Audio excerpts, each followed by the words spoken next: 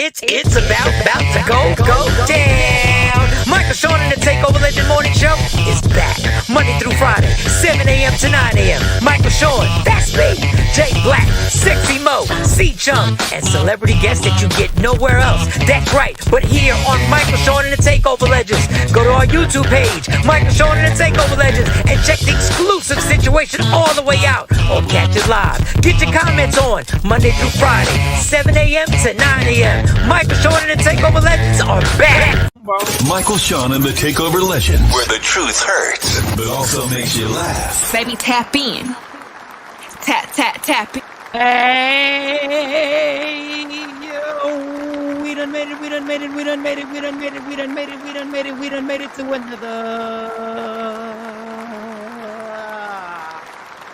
We done made it to another Friday. Another Friday. We done made it to another Friday. Jay Black is in the building. Almost on time. We done made it to another Friday.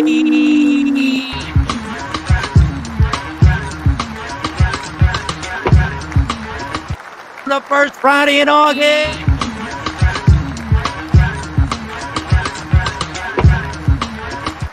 Seven days away from the Takeover Legend meet and greet.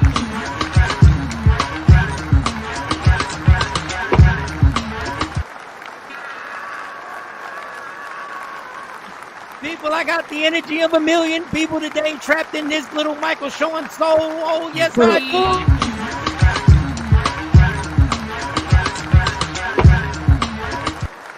do. You already know what it is. You know Sexy Mo ain't gonna be here. You already know what it is. I ain't mad at you. She busy. Goes out the Mo. If you see me and you tryna see what's up, he wanna fuck with me, then I'ma have him stuck. Oh yeah. I know y'all nervous because we got the business bully. Did you send him the link? I emailed it to him yesterday. Okay. We got the business bully allegedly going to be on at 8 o'clock, 8 a.m. For those who are upset that we're having him on the show, a lot of y'all think he's a Trump supporter and he spreads the Trump propaganda. We're going to find out for sure today. Today, we're going to find out. I don't think he's on what you think he's on, but I could be wrong. I have been wrong before. Yes, I have. Jay Black, how was your night? How was your Thursday night? Thursday night, Big Brother was good. Olympics was good. Family was good. Yeah, everything's good. Thursday. I was all about the Olympics and all about Big Brother. I got a problem with the Olympics. Severe problem with the Olympics. I know y'all saw about the male boxer who transitioned, who failed a gender test at the World Championships because they found the X and the Y chromosomes. They found the X, not the DMX, the other X. And the Y chromosome. And she proceeded to beat up the young lady who protested, and now the backlash has happened. I don't understand, but I'm not going to get too deep into it. I'm just going to say this, y'all. I'm just going to give this analogy. I'm just going to give this observation. Why is it when a woman who's born a woman transitions into being a man,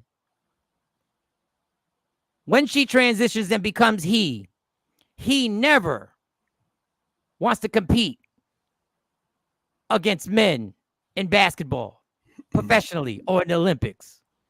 I just want to know why when a woman transitions to a man, we never see that person decide that they want to go fight Olympic boxers. Just a question. I never see when a woman transitions to a man that person decides to go wrestle in the MMA or compete in the MMA. I never see that. I never see them entering arm wrestling competitions. You don't see that PD crack flip side? You don't see that side? I never see, them smack offs where I don't know what they're called when they smack each other. I never see when the woman transitions to a man. Never see you entering those competitions.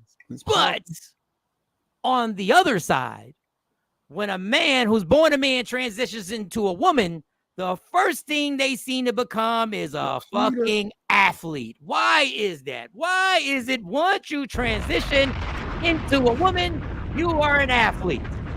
That's wild. So just for people that missed what Mike is saying, the lady right there in the blue in the Olympics. No, she's the one in the red. No. I was saying the one in the blue had to forfeit because she didn't want to keep getting beat by the one in the red who has tested for high male testosterone and all that.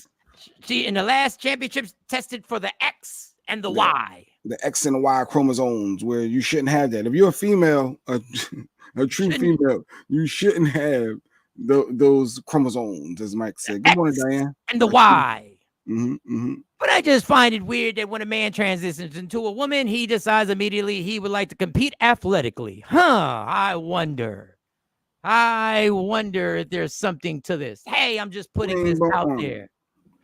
Yeah, that's interesting though. Yeah, you don't see it the other way around. The flip side, you don't. And I'm still gonna vote the Democratic Party for Vice President Kamala, but you're wrong on this. I'm still voting for you, but you're wrong on this. You're absolutely wrong.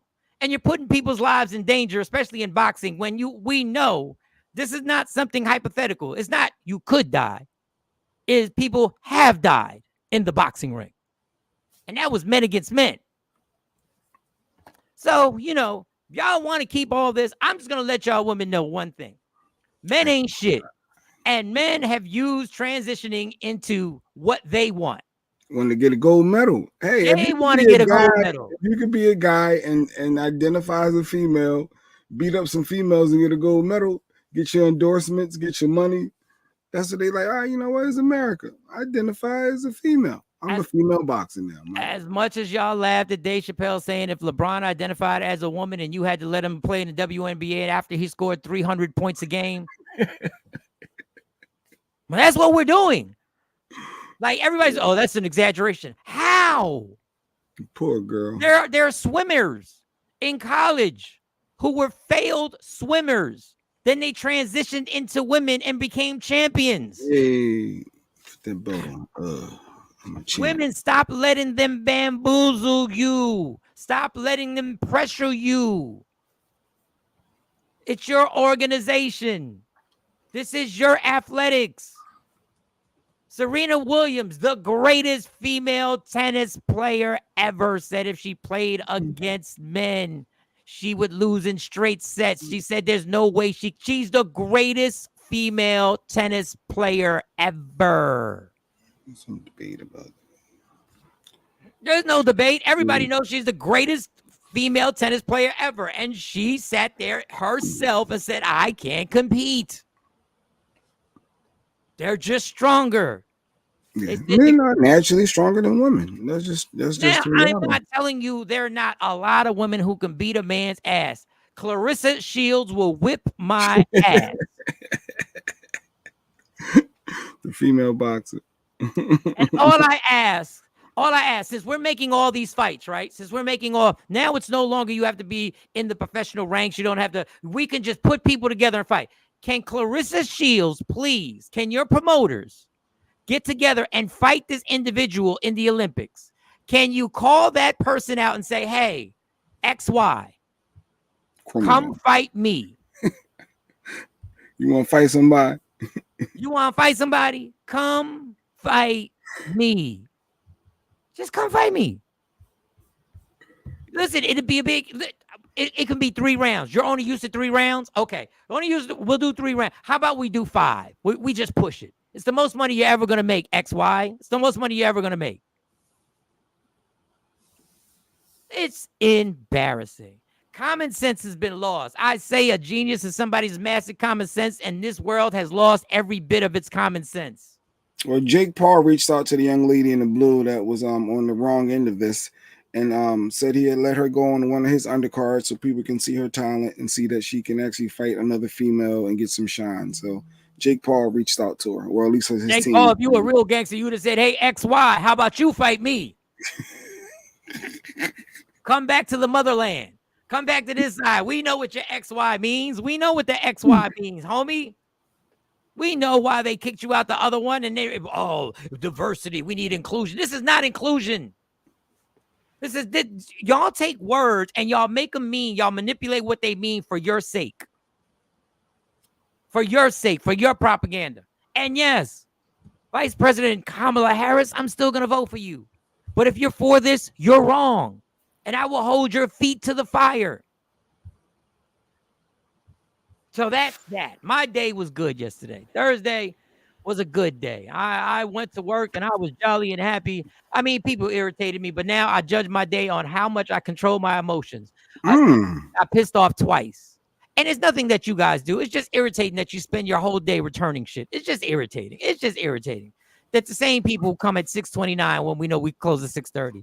And it's just irritating when you people at 6:30 still jiggle the door. I'm not opening the door. If you see me vacuum cleaning, we're closed. Lady Q tried to put me in that position. The same thing yesterday. She needed another blank shirt for whatever. Shout out to Lady Q with an order for a Kamala shirt. But she said, "Can you run the Michaels? I don't have this 2X that I need in this color." I said, "They close in 5 minutes. Like the time I get there, they'll be just." And she told me, "No, they ain't closed. They supposed to be open." I was like, "You want me to go in there and run?" No, you got. I drive you, but I'm not going. And that's you go on in there. Yeah, they're gonna be mad. Everybody, they about to lock the doors. You want me to run in the store because technically they're open? They grab a shirt. Nah, that's not my ministry. Now, if it's 6:28 and I see you pop up, I'm obligated. Come on in. I'm gonna take you in. 30 minutes, yeah. But this is what I'm gonna tell y'all people. This is why y'all get on my last surviving nerve that is going through. When it's 6:35 and you jiggle the door and it's locked, and then you decide to look at the hours that were open. Bitch, you know the hours. Stop playing. What's going on? What's going on? They're supposed to be open. What's going? I can't believe. Oh my God, I can't believe. Technically, they open, LaShawn. I'll give you when you come in at 6:28. Matter of fact, if it was our bad and we didn't lock the door and you jiggled the door and it opened, come on in. That's our bad. That's on us. Come on in. Let's get this popping. Let's go. 5 minutes. I had one person a while ago. It was like 6:27, right? It wasn't a return. It was actual shipment. Number one, the person got pissed because they wanted it overnight. I said, you do know that overnight's not going to mean overnight because the truck already left. So let's just say it was Monday. Okay, your overnight means it's going to be there Wednesday. I need it there by Tuesday. Well, then you should have been here before the truck left at 6 o'clock. And then got the nerve to be particular about the shipment on how you want it packaged. You know it is 6:28. You might as well come back tomorrow when we got time to. But I did it. I took a deep breath. So at the end of the day, yesterday was a good day because I only allowed myself to get irritated twice. I can count them twice. And I can see the face of the person. The two people. Good morning, Tawana C. Coleman. Good morning. Oh, and good morning, Stacey Mitchell. I saw a video. Stacey out. She's somewhere on some island getting flued out. Island. Okay. Checking in at Panama. She's out in Panama right now, still checking in with us. And I think that's like a 2-hour time difference. She ain't got nothing else to do but chill and smoke weed. We know what you're doing out there. We know what you probably smoke. You probably smoking right now. We know what you're doing right now. You probably doing what I'm doing. It's a vape. You probably do what I'm doing. Stacey outside. All right, let's get to it. Listen, I do research. Okay. I do research. We got the business bully coming at 8 o'clock, the alleged Trump supporter. Yes, I'm not paying them no mind, looking everywhere but to the door. What you talking about? Oh, yeah, exactly. When I'm vacuum cleaning and they jiggle that door, I act like I don't hear nothing. I will actually vacuum by the door where the vacuum cleaner hits the door. That they're like, boom. And then I see all this. I say, boom, boom, boom, boom, boom. Yeah. I got this return real quick. And then I love just looking up and mouth it to them. Pause on this. I'm mouthing it to the people, not Jay Black. I go, we're closed. And then I point at the time. We're closed. And they go, oh. Your vapes and gummies. Look at Stacey Mitchell. She said vapes and gummies in Panama. Don't get Brittany grinded out there. Don't get Brittany grinded out there. Don't get Yo, Brittany when I went to Barbados, I said, I am not bringing no vape pen with no weed, nothing. That's the last thing you want to do is be in another country because you got a little bit of weed on you or something. Nah, it ain't worth it. It ain't worth it. Be safe, Stacey. About to jump into my vape pen because I forgot I'm a free man. Somebody was like, you want this vape pen? You want this vest? I said, nah. And then I was realizing, I said, I'm a free man. Look, I still got an enslaved mentality. I thought I was like, wait a second, I am free. I am free as a bird. I can't get caught up. He's like, nah, I'm good. And I ain't getting in no car. I'm just sitting. I'm just sitting. I'm just watching some Netflix and hitting my pen. Let's get it. All right. So I do research. Okay. So anybody who follows the show knows that we have some famous characters on the show. So let me give you an example of some of the characters that we have. Like when things get tight and we start getting a little bit too into something. Where's our dude at? Where's our dude? Where's our dude? Where's our dude? Where's our dude? Where's our dude? Be Nicki Minaj. Where the hell? Oh, here we go. When things get a little tight, we play barbecue and foot massage. Jones barbecue and foot massage. Better come down here, get some of this shit. You like to. Oh, also, just to give you, if you're new to the show, if things get somewhere where we're lost, we're just me and Jay Black, and we get lost sometimes. We don't understand what's going on. We play our favorite woman. Say it like this: if you can tell me what to do, then you can tell me what to do. But if you can't tell me what to do, you can't tell me what to do. Yes, we got her. We also have our female of the year every year. This is our. It's a gabillion good coochies out here. If your man gives you a blueprint and tells you this is how. That's one of our. And then we have, which I should really have these in order. Where you at, baby? Where you at? Then we have when we get angry. When we get angry, when we are mad and we are adamant about something. We play this one, right? On your camera, right?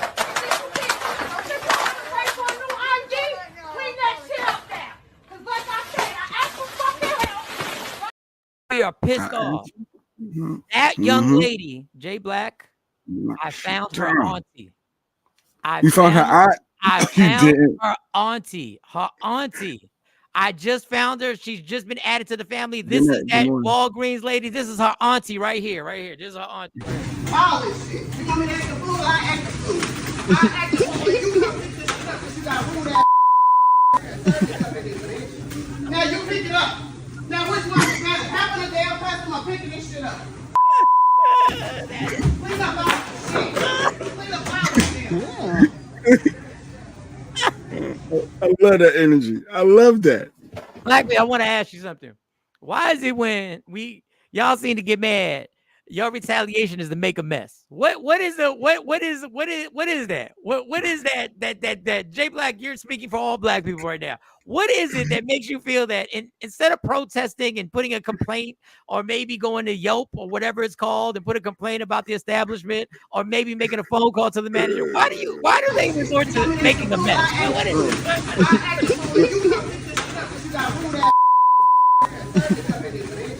Now you pick it up. Now which one was better? She got done. Pick it up. Look. Before she goes, let me see what else I can fuck up. Look. White people. Stacey said, because we know we hate cleaning up. What it is, I'll be honest, what it is we want to put hands on you, but at the same time, we want to avoid that assault charge. So we want to F stuff up so that if you come touch me, now I'm justified to whoop your ass. That's what that is. Unbelievable. So I'm going to knock it all down. Instead of a lawsuit, instead of filing a lawsuit, instead of going above and beyond, this is this.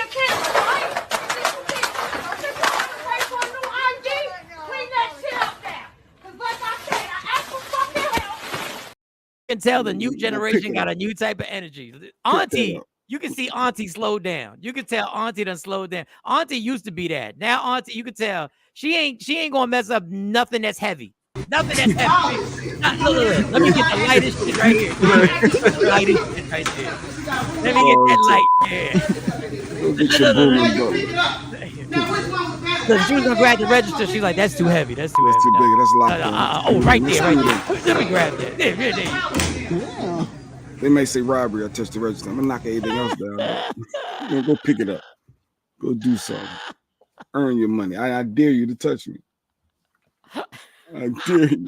Oh my God. Listen. I love it. So it's Friday. Y'all know we're having a good time today. Don't forget 8 o'clock. We got that Trump supporter.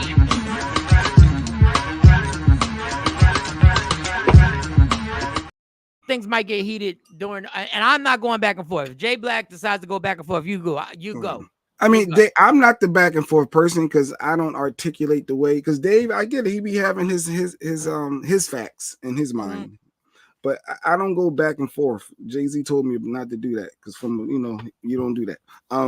But I will challenge him a little bit. Depends on what he says. And y'all feel free to get your facts right. Get your facts ready. Y'all want to throw it on here? It's Friday to me, baby. I got a show tomorrow.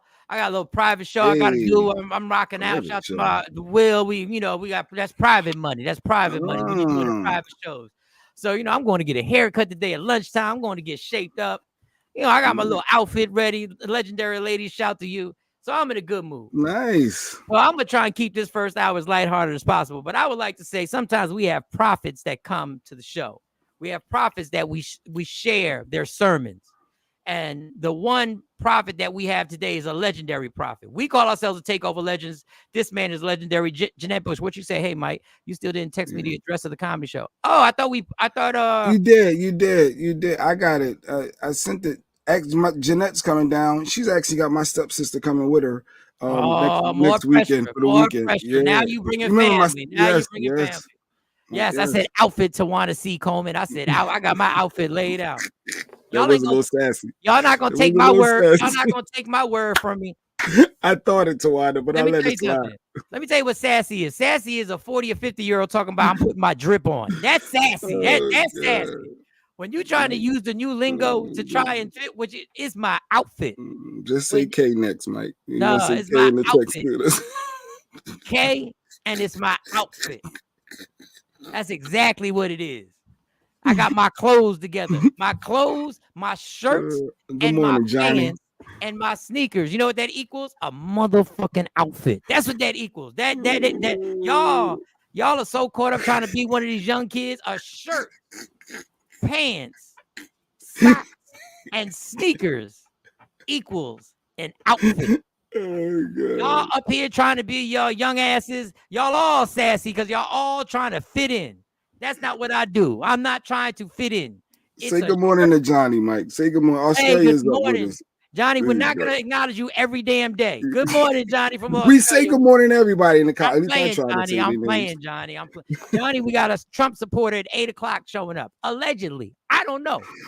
When he talked to me, he said he wasn't. Clothes or drip. No outfit. First of all, stop saying drip, you old ass. You don't say she's drip. saying you can say whatever you want to say. None of us should be saying drip. None of us should be saying drip. Outfit.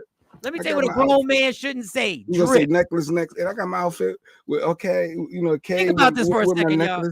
I'm a master at dissecting words. What is more sassy than another man calling something a drip? I want y'all to think about that, and everybody think about it real clear. A grown man saying, "This is my drip." Think about that for a second. Morning, Shelly. How sassy is saying something is my drip if you're a grown man? Tawanda said, let me see what she said back to you. She said, KK, I want K. I will be K all day. I want y'all to sit around. A grown man who did 7,000 push-ups, who got tattoos all over his body says, how you like my drip? I just want y'all to think about that for a second. I just want y'all to inhale that. Grown, husky motherfucker saying, how you like my drip? Grown and sexy saying drip? What? Saying drip. Exactly, Miss Clark. Talking about how my drip look. Afro Queen said, nah, outfit is age appropriate for you, Mike. Thank you, Afro Queen. He could just say fit. Leave the out. Nobody's saying fit, drip. No, it's an outfit. Just say fit. If you're going to say it, just say fit. How did y'all gender appropriate a word like outfit? That is ridiculous. Full bully better not be a supporter of that. I don't know if he's a supporter or not. Panama weed smoker. I don't know if you over there puffing by the Panama River or Panama Canal. I don't know what you're doing. Clark agreed with Afro Queen that it's age appropriate for It's you. age. Ain't nobody saying drip. What I look like saying some drip? First of all, you could say bruh because for those who don't know, bruh is an old ass word. Bruh was being said in 70s. Bruh. Our uncles used to say bruh to each other. Bro. They used to say it all the time. Was Hey, it bro or what we were saying bro, not bruh? They were saying bro and bruh. Yeah, we were saying bro. We were saying Old school cats was saying it with a cigarette in their mouth on the side. They were saying, bruh, leave me alone, bruh. Cat daddy. Slick started with brother, and then they shortened it like we always do. We start shortening it up, bruh. What are we doing here? Exactly. How did you gender assign a word like outfit? There's nothing gay or sassy about the word Y'all was outfit. the same one saying K wasn't appropriate for a man to text back 2 That's days what they ago. said. But The nonsense list. But let me tell you the type of man that says K. A man that is too busy to sit there and try and find an emoji or trying. Let me tell you what's sassy. Replying with an emoji is sassy. Replying with a cartoon character is sassy. You bugging. That's sassy. Good day, mate. What up, Johnny? Oh, okay. So the whole point of this is that outfit is old too. My mom says it. You dig? First of all, you dig an outfit. You dig? She being smart, Mike. She's playing off you. Now, the legendary LL Cool J is in an interview, and he dropped some gems. The ending is the best part of the gem. That's the one.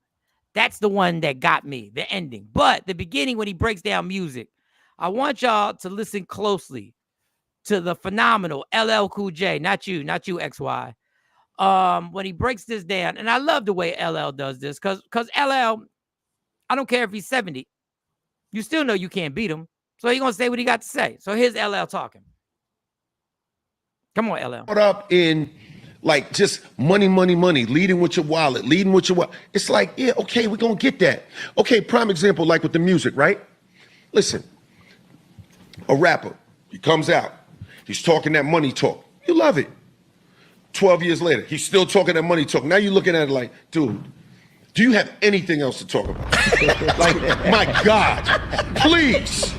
Just could you put a black t-shirt on and talk about, take your fucking necklace off, talk anything.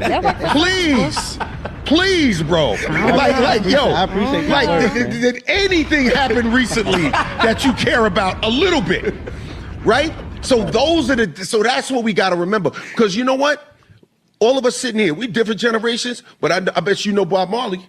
Sure do. You goddamn right you do. Sure do. I just watched this movie on the plane last week. You see that? Amazing movie. And you know why you because he talked about something. Yeah. Because he had something to say. And guess what? Love, freedom. Yeah, and you don't care what Bob Marley had in the bank. Fact. He might have died with $500,000. Do you care? I hope I would have. And because that's not the metric for success. It is the metric for financial success, but it's not the metric for cultural success. Bob Marley did not have to be rich. He was rich in what he did and what he created and what he put in the world. Talk to you know him, what I'm saying? Al. That shit matters, B. You know what I'm saying? Like I was talking to somebody earlier. That's why I said, like, you got these dudes. The first thing they want to do, they want to leave with their wallet. You know what I'm saying? But homie, the wallet can't uncorny you. Let's stop it right there. Let's stop. The wallet can't uncorny you. LL just dropped a bar. He just dropped, I need it again. B, you know what I'm saying? Like I was talking to somebody earlier. That's why I said, like, you got these dudes. The first thing they want to do, they want to leave with their wallet. You know what I'm saying? But homie, the wallet can't uncorny you. The wallet can't uncorny you. And y'all women add to this because y'all be sitting next to corny dudes simply because they bought the section in the club. Yes, speaking about Drake, we all know we may think he can rap, but if you put a lie detector test on anybody and say, do you think deep in your heart Drake is corny? Your lie detector is going to go crazy if you say no. That wallet can't uncorny you. And I see y'all all the time dealing with corny. Let me tell y'all something. Let me just tell y'all something from a man who is not rich. I have sat next to some rich motherfuckers who didn't know the first thing about how to holler at a woman unless they knew what he did for a living. They ain't know how to holler, nil, not one word out their mouth. Not saying everybody. I'm just saying, you know you corny when you can't holler at a woman and try and get a number or try and approach her unless she knows what you do for a living.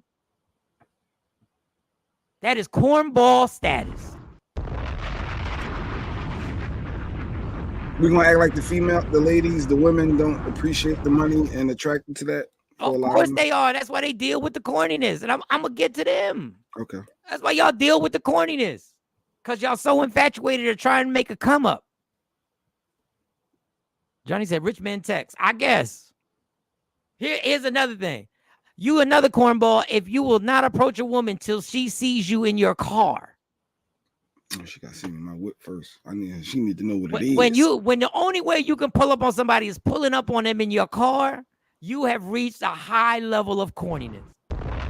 And once again, women, y'all feed like a bunch of birds, like a bunch of pigeons getting fed a little bread at the park. Y'all, he got red leather interior. Oh, don't get fancy now. He got the peanut butter because y'all be knowing interiors now. Peanut butter. He got the peanut butter interior. He got the peanut butter interior. Stacey, you need to get your own show. Yeah, men do that. I'm telling you, I'm breaking down. Yeah, you exactly right. Those are the women who are impressed by money and material things. Y'all just not material. Y'all impressed by positions and what they do for a living. Y'all, let me tell you something. The dudes that got the least game, and I'm not saying everybody. I'm not saying all of them. But let me tell you something. Athletes have the worst game when it comes to talking to chicks ever in the history of the world. You might as well have them do trigonometry. And I'm not saying all of them. I'm just saying the ones I happen to see. They don't know. You know how they holler at a chick? They throw money at a stripper. Mm-hmm. That's how they holler. Not just the celebrity, just the fact that they're athlete. They don't need to holler. They throw money at another woman to impress. And let me tell you what's really sus. Let me tell you what's sassy. The fact that men throw money at strippers to impress other men at the strip club is always boggled my mind. I've never understood it, but it happens all the time. Tawana said, Mike, would you don't like a nice car, Mike? Girl, I like a nice car, but I was hollering at chicks in a 2015 Mitsubishi Galant. This mic on? This mic on, Tawana? But it was the athlete effect. It was the celebrity effect. You were Michael Shawn. No. Let's get it. Let's not that get it. That plays a part. Stop it. Let's not get it fucked up. I wasn't always Michael Shawn in that 2015 Mitsubishi Galant. And I probably shouldn't even put this out there. Technically, shouldn't be putting this out there. Did nobody know me when I got out there? Did nobody like me when I got out there? Listen to the way I sound. You think they like the way I sound when I was in Dallas? You think they like this? Who the hell is this? Who is this dude? You think they ain't come at me on Twitter? That's not the one. He's not the one. And those comedians know I know. This is ridiculous. Y'all got to stop feeding into this, y'all. Y'all got to stop feeding. Let me just, for those who just joined us, this is what LL Cool J had to say. To somebody earlier. That's why I said, like, you got these dudes. The first thing they want to do, they want to leave with their wallet. You know what I'm saying? But homie, the wallet can't uncorny you. Oh boy. Want to see Coleman said, for us women who have our own, that's not going to get us only. You have to. She said only. Do you notice how she said only? That's the appeal initially. But go ahead. Only? She acknowledged that it is a part of it. You probably should have proofread this. You probably should have proofread this before you put this out here, Miss Coleman. Frozen and slipped. She said you have to have intelligence and wit. Yes, I get it. But you said that card, you can't only have the card. Not only. We need something only have the card. It is on the grocery list. It is on the grocery list. Gonna give me some broccoli. Gonna give me some Captain Crunch. And a nice $60,000-$70,000 car. Cars, money, etc. / have never impressed me. Okay, well, stand up for yourself. Sean standing up. Like, you've been hollering at girls since you were 13. Hey, don't hate the player, hate the game. That's old school. What did Johnny say? He's saying yes. Facts. Johnny said rich men text. Women just need real love. So, He tried. go ahead, Johnny. He said, "Who coming Go to ahead, visit?" Johnny. You can catch Johnny at the meet and greet August 10th to take over Legend meet and greet. Working. Johnny. Hold on, put Johnny's comment back up there. Hold on, put Johnny's comment back there. How we disrespect Johnny's comment like that? What? We gotta put some music behind that. I can't do any accents. I would if I could do an Australian accent, it would be so great right now. Women just need real love. Mary J. Blige song in the background. They slowed it down. Real love. Oh wait, he got more. He got a part 2 to that. Here we go. Let her be your best friend first, then ease into things. Oh, Johnny, you exposing yourself. You said ease into things. Let's be best friends first before I rearrange them ovaries. Yes, okay. All right, I see it. Let's be best friends before I leave some fossil fuel in that vagina. Let's be best friends. Look. The truth come out with Tawana C. Combs. The Willenboro came out of Tawana C. Combs. And I see you. Nobody wants to ride in a hoopty. Why not, girl? What if it runs smooth? What if that oil is changed every 3,000 miles? What if them tires have been rotated? What if the brakes work perfectly? What if the air works as popping, but it's a hoopty on the outside? What we talking about? I deserve better than that, Mike. What if he got a nice outfit on, Tawana? What if he got a nice outfit on? Okay. Okay. How about that? Anything LL says goes. All right, Coco. You might put pause behind that. Most men with money don't have any personality or sense of humor, just dry, like an overcooked chicken breast. Boy, but I don't know, LeJon. I don't know if you had a 5-star hotel over there in the Bahamas. I don't know. You might be drinking a dry martini all weekend long. Johnny just made a triple jump. Yes, he did. Johnny trying to come for it. Oh, Johnny just motherfucking here. Oh man, Johnny said, "Feed it like a kangaroo, then enjoy the ride." Listen, Johnny a freak too. Johnny just like every other man. Y'all think I'm going to Australia find me a real man? Okay. Yeah. When he rides you like a kangaroo. Enjoy the ride. Enjoy the ride. Gonna put my thing in this pouch. What are we talking about? Kangaroo references. Yeah, I just listen, man. I understand finances are important, and I understand the older we get, you don't feel like carrying nobody. Like you don't feel like adding nobody to your dependents. Like especially if your kids are just getting out the house and stuff. Like you don't need nobody else weighing on your money.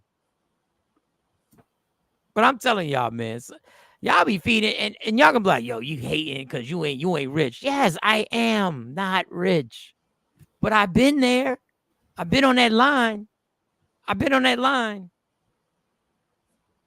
And the corny is and man, listen, people will tell you, people have been around. The hardest thing for me to used to say at a club is, yo, I'm Michael Shawn. Brian Banks was standing next to me in line, like, yo, this is Michael Shawn. Why don't you just tell people who you are, dog? Why? We not waiting in line. We gonna get in line. You're Michael Shawn. You don't wait in line. What chicks want to come with us? What y'all want? Come on, you coming to VIP with me? Come on. What we doing after this? We hanging out after this too. After the after party. Yeah, that was Ryan all day. Jay Black is the quiet manipulator. Jay Black goes up to the person and I don't know what Jay Black said. I've never heard the words that Jay Black exchanges with the person at the door. I've never heard them. It's almost like a secret. Like he just goes, I don't even know. I don't want to say he whispers in the dude's ear, but it's almost like a whisper. It's almost like then he turns around and says, yeah, we're good. And next thing you know, we got 12 people coming with us. Wait, we all good? Like I'd be like, okay, I'll walk. He said, no, bring everybody. Bring everybody. Yeah, I'm not the loud guy. Ryan Banks was the loud guy. Ryan Banks made an announcement. If I had problems with somebody at the club and I just wanted to get in the club and out the club, Ryan Banks was not the person to go with because Ryan Banks made the announcement that Michael Shawn is here. Yes, I do lines. Johnny, a woman is like, Johnny on fire. Johnny, and don't forget, I guess it's like 8 o'clock at night over there. Maybe 7 o'clock at night. So Johnny's in a whole different mode. A woman is like a diamond. The more you polish it, the more you cherish it. All right, Johnny. The women is melted. Look at the the vaginas are drip right there. Look at that. Johnny got them. Johnny, for the ladies, just for the ladies, put a picture of yourself on your profile so the ladies can see who talking to them. Don't do lines. Yeah. Why are we waiting in line? And Ryan, like, we ain't waiting in line. We don't do lines. We don't do lines. And if a line happened, we didn't go to the club. I didn't understand. Sometimes the line wouldn't even be that long. I'm like, dog, we can just sit. We good. It ain't but two people. We don't do lines, Mike. No, he wouldn't even say we don't do lines. Ryan would look at me and say, you don't do lines. You don't do lines. I'm like, okay, I don't do lines anymore. We talking about cocaine and the lines. We don't do lines. All right, so don't forget, 8 o'clock, we got the business bully joining the show, allegedly. Now, men leading with their wallets.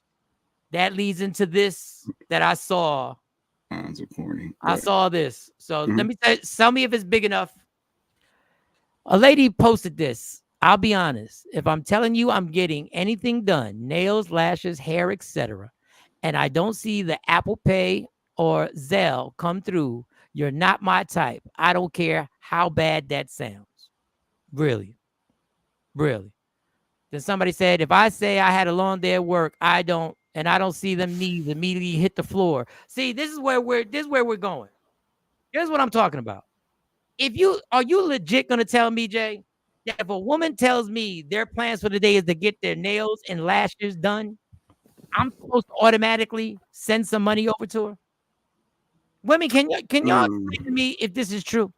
I think that's what they're saying in the dating phase and the representative trying to impress you phase, trying to reel you in with I got this car, I got this money, and you doing this, I'm gonna show her, I'm gonna take care of her. I think maybe in that phase, that's where they're going with it. Maybe. I think maybe that's what. If I text you, what are you doing today? Right. If I cue the music every time you read Johnny's you're right. I gotta cue that music every time.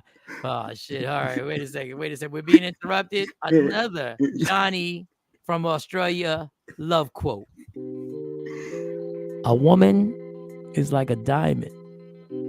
The more you polish it, the more you cherish it. All right. That was good.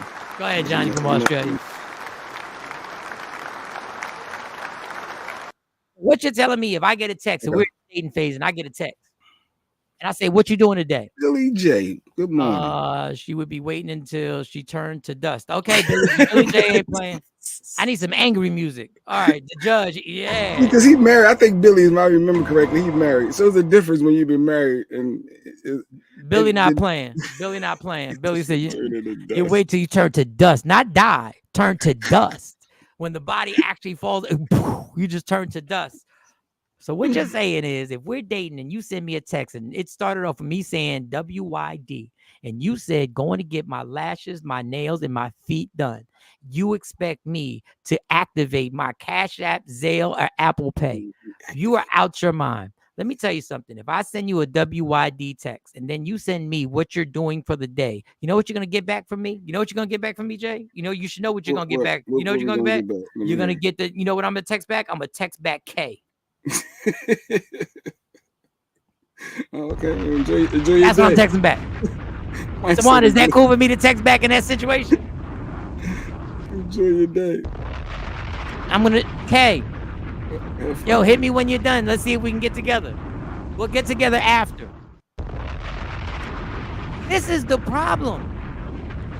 This is the problem. This is why heterosexual relationships are in such dire need of some guidance. If you tell me what you're doing for the day, I'm not activating my Zelle. I'm not activating my Apple Pay. I'm not activating anything. You're a grown-ass woman. If you need your nails done, get your nails done. I don't tell you I'm going to go wash my car, get it detailed, and then expect you to send me money over to help me get my car detailed. It is a nice gesture. I can see how if you're trying to court somebody, I can see that being a nice gesture. They're like, that's so nice. You're going to get another phone call back. You're definitely going to get more communication. Listen, if you want to do that gesture and you want to be a player like that, and you want to set it off, but understand the minute you do that, you are setting a precedent. Expectation. You are setting a precedent. That part.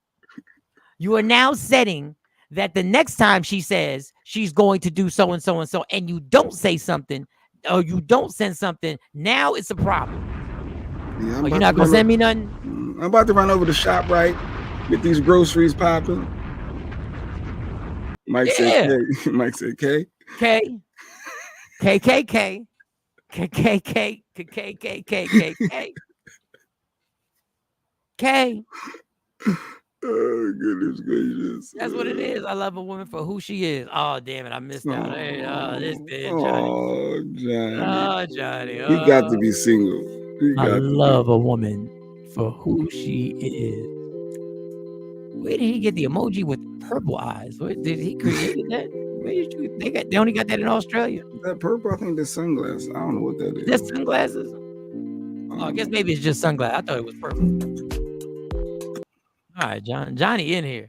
I can't wait till Johnny get mad at one of y'all in these comments. I can't wait till he disagree with one of y'all and he start flying off the hinges. I can't wait till y'all see the other side of Johnny. Johnny got another side.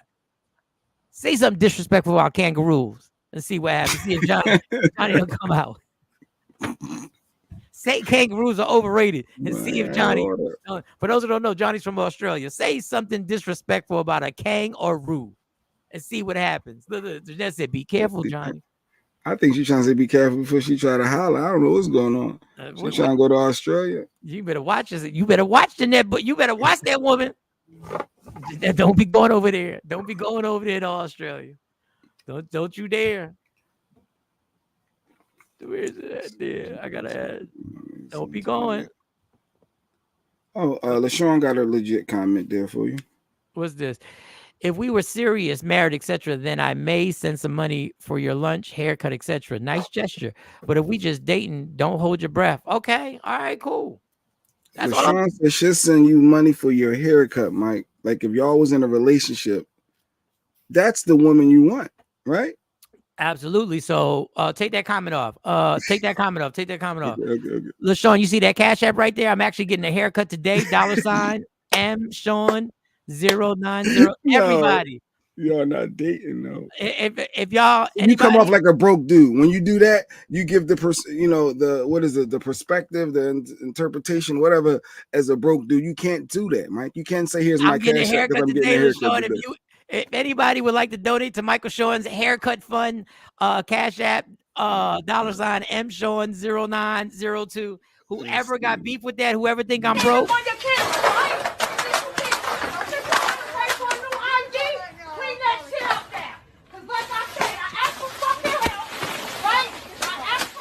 For fucking money for a haircut. Yes, once you do that, you're setting a precedence. Yes, it will always be expected. Miss Clark, always. You know what it is. Always. You know what it is. Shoot. That's why I think the first time y'all go on a date, y'all need to split that bill. You pay for your food, I pay for my bill. Don't get used to this. We can't do that too, though. No, don't get used to this. First of all, this is just a test run. This is a test drive. We at Starbucks pay for your mocha, French vanilla mocha, and I pay for mine. Come on, let's just keep it before don't listen to him, fellas. You won't get a second date. If you tell a female she got to pay for her half, we're going Dutch. Yeah, don't think you're getting a second. You know how crazy it is that people pay for meals for strangers on the first date? That's still a stranger. It's a stranger. It's a straight stranger that you're sitting in front of. I see why Mike's still single right now. You don't even know if this person is really a mass murderer behind the scenes. You don't know who you deal. Billy J says as soon as you start paying for that nail or hair shit, Billy said, it becomes your bill. That's your monthly due. Just add it in. Then you leave and you coming back to your house like.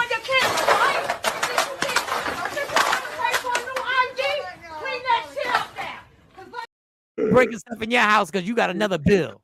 August the 1st. Oh, God damn it. Here she come again. Fucking 2 weeks to get her nails done. Now when y'all be out together and she breaks a nail, you be mad for real. Like, God damn, be careful. Miss Shawn Clark was with you earlier, Mike. She just jumped ship. She said, wait, what? We not splitting bills on no first dates, Mike. If I don't know you, if you think I'm paying for a stranger, when I grew up in an era where they said don't talk to strangers. So I'm already breaking one rule. I'm already risking my life talking to a stranger. He playing, y'all. He's a comedian. Ain't nobody playing. You're not taking somebody swipe left on your Bumble and y'all go hang out and then they go to Chili's or Fridays or wherever y'all gonna go to at Houlihan, whatever. It didn't, I don't even know still, but you're gonna say, hey, I got my half. When the bill comes, Yeah. You gonna look. I had that entree. No. I'm putting my money up. I'm not breaking it down. I know how much I know the price of it when I ordered it. It's already mentally in me. That burger was $8.95. You're not doing that. I don't care what you say. You're not. $8.95. And if I met you on Bumble, you were the one who approached me. So you're the courter. You're doing the courting. You invited me. You invited me. So if anything, you should be paying for me. Oh God. Women would lose their mind. Women would lose their mind if it was the opposite way around. A woman is expected to pay for the first date. Johnny, the Kevin to a woman's the key. The key, my bad. The key. Oh, the fucking music. This guy here, man. Now every time. Who started that? Because I like Who just said that? Somebody started that. Somebody There we put go. that All right. Another love quote from Johnny from Australia. The key to a woman's heart is to accept her for who she is without conditions and judgment. I guess that could be the same for a male. If Mike's saying he paying half, I guess you gotta accept people for who they Put are. that up there again, Johnny. Put Johnny. Johnny, the key to a woman's heart is to accept her for who she is without conditions or judgment. What if you find out that she's been knocked off by a gang of kangaroos that you knew? What if so there's no judgment or condition? You have no conditions, Johnny. The North Side Kangaroos been knocking her down. The North Side Kangaroos know about your girl. They've been pouching her for years. And you know what I'm talking about. I'm good with Dutch on the first date. Thank you, LaShawn, because we don't even know if we like each other. Common sense, LaShawn. And don't forget my haircut. Tawana C. Coleman, don't talk to strangers. You are done. Listen, Tawana, I'm already breaking one rule out here. I'm risking my life. So you gonna make me pay half the bill, Mike? Yeah, our first date, but I know you. Okay, Jeanette, listen. Everybody here, I know. We spend mornings together. So obviously, if we, Ashley Newman, did Jay Black say Hula Hands? I know, I was bugging. I ain't been out Hula Hands used to be the spot. Stop playing, y'all. Hula Hands used to be the spot. Stop, Ashley. Stop trying to act like Hula Hands was a pop. Hula Hands was popping. I want to say Hula Hands was direct competition to Fridays. Hula Hands was popping. Johnny, what if I have 5 kids? What if you have 5? Yeah, what if the kangaroo has 5 kids? I don't know what kangaroo kids are called. Kangaroos go straight on the BB. Oh, they eating them out there. Okay. Y'all eat kangaroos out there? Not going Dutch on the first date. I go low budget, but we not splitting the bill. Miss Clark, listen, I know you. I know you. So of course, if any of us went out somewhere, first of all of us went out somewhere, we all split the bill. Okay, since we're talking about splitting the bill, let's talk about something. We're having a Takeover Legend meet and greet. Mm-hmm. Let's understand, if we all go out somewhere, let's say we're really festive, and after the comedy show, we go out somewhere. Mm-hmm. Don't think. Let's be clear. This ain't Hot 97 money. This ain't K104 syndicated radio station money. No. Don't think. You're a gentleman, Mike. Stop. You're a gentleman. No. Them little mozzarella sticks. Don't think I got nothing to do with that. Chicken fingers, wings. Y'all indulging in drinks and stuff like that. Don't think. Afro Queen is driving 5 hours. If we hung out afterwards and she ordered some appetizers, you trying to tell me you're not gonna pay for that? Stop, Mike. Only Afro Queen, because RG Parker's driving 2 hours. Nobody. No, we're back to nobody. They driving that. Jeanette's coming down. How far is her trip? That's like 4 hours, 4.5, something like that. Black, this has proved my point. I said Afro Queen, and what did I set? A precedent. Yeah. But what about me? I ain't good for no mozzarella sticks, Mike. Good. Oh, my 45-minute drive don't mean nothing, Mike, Sean. Back to the beginning. Everybody, we all chipping in. What you ate, you ain't got to do about a nickel and a dime. LaShawn said coffee dates, picnics, museums, walk in the park, /trail, better dates instead of the 5-star restaurant. Food is food. Okay, LaShawn, there you go. I'm with you with that. Food is food. Food is food. How about we go to the food truck then? Can we go to a dope food truck? I know a few good food trucks. Y'all cool with the food trucks? Y'all cool with that?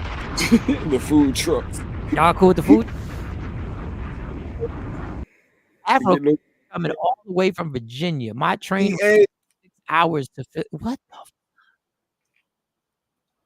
People coming to hang out next week. So that's next August the 10th, right? August the 10th.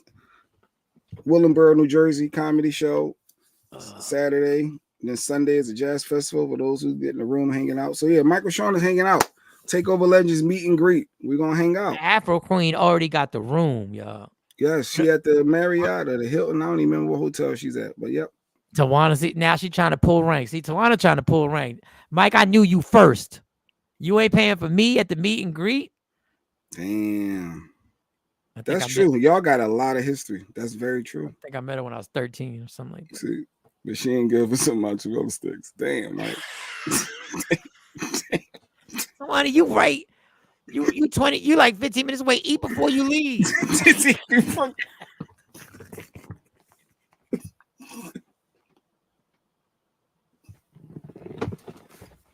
You know me and my family got super love for you, but damn. Yo. Come on, man. Get out my pockets. Like you the parent telling the kids, y'all better go to the bathroom we leave. Don't ask for nothing. Y'all better get something to drink. Drink that water now. Drink it now, so I'm not stopping. And if you tell me you're thirsty, you swallow your spit. You just told her to eat before she leave. All right. I'm telling y'all, the jazz festival is gonna be warm out there. Make sure you're hydrated. Jeanette gonna be out there. She got a tent. She putting a tent up. I mean, no, Miss Clark putting a tent up. Miss Clark putting a tent up. We in the Afro Queen said, we in there, Jeanette. I guess Jeanette's staying with you, right? Actually, she's staying with my sister. My like I said, we got a stepsister that we all grew up obviously all the years together. So she get the vibe out, hang out. You met her at my mom's party too. Where does she live far? Nah, she back down in Philly. Oh, so she don't live far. Yeah, she don't live far. Yeah. That's funny. That's Jay's way of saying. He said, nope, she can't stay at my house. Nah, my house is always open to family. What are you talking about? Jay Black disrespectful. What are you talking about? Jay Black worried about me not paying for people's food. Jay Black turning away family. You know our stepsister live closer, right? You know she live closer, right? No, I'm just saying it would be more appropriate for you. Eat before you leave. What did Tawana say? LaShawn, eat before you leave. Real talk. Save money.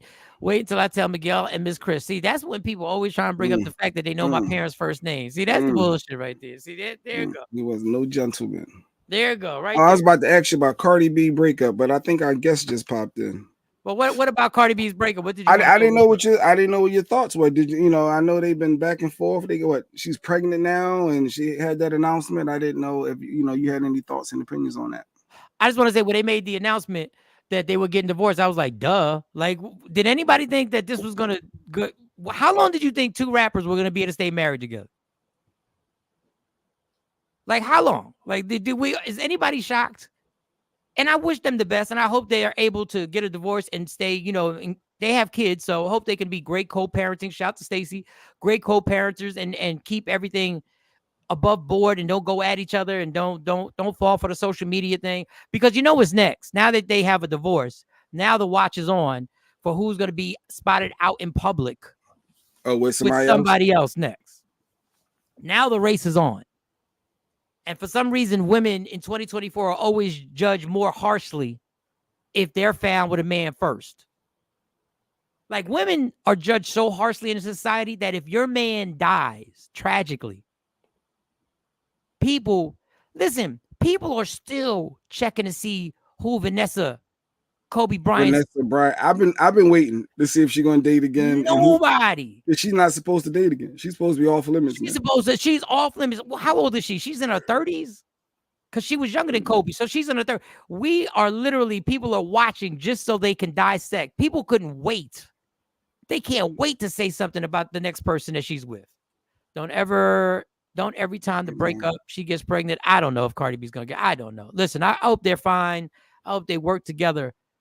But come on. You do want a black family to stay together, though. I mean, they got 3 kids now. You do want it to work out, but I guess did you think they were gonna work out? I mean, they worked this long. We didn't think it was gonna last this long. What is this long?